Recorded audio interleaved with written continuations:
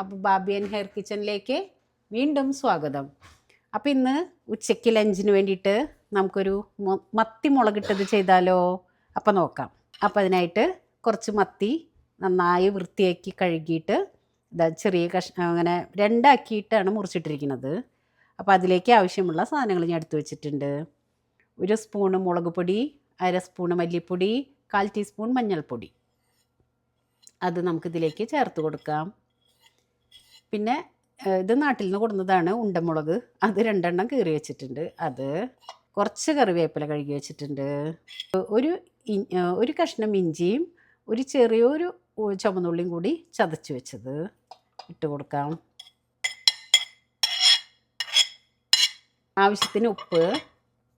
ഇനി നമുക്ക് ആവശ്യത്തിന് പുളി ഒഴിച്ചു കൊടുക്കാം. ഞാൻ പുളി വെള്ളത്തിൽ കുതിർത്തി വെച്ച് പിഴിഞ്ഞ് വെച്ചിട്ടുള്ളതാണ്. അത് നമുക്ക് ഇതിലേക്ക് ചേർത്ത് കൊടുക്കാം. കൈ വെച്ചിട്ടൊന്ന് നന്നായിട്ട് കുഴച്ചിട്ട് ബാക്കിയെല്ലാം പുളിവെള്ളം ഇതിലേക്ക് ഒഴിച്ചു കൊടുക്കാം. ആവശ്യത്തിന് വെള്ളം ചേർത്തിട്ട് നമുക്ക് ഇളക്കി കൊടുക്കാം, നല്ലപോലെ യോജിപ്പിക്കാം. ഇത്രയും വെള്ളം മതി. ഇനി നമുക്ക് ഫ്ലെയിം ഓൺ ചെയ്യാം. ഇനി കറി ആയതിന് ശേഷം കാണിക്കാം കേട്ടോ. അപ്പം നമ്മുടെ മത്തിക്കറി പാകത്തിന് വറ്റി കറക്റ്റായിട്ട് വന്നിട്ടുണ്ട്. അപ്പോൾ നമുക്ക് ഫ്ലെയിം ഓഫ് ചെയ്യാം. കറി ഇങ്ങനെ ചുറ്റിച്ച് കൊടുക്കാം.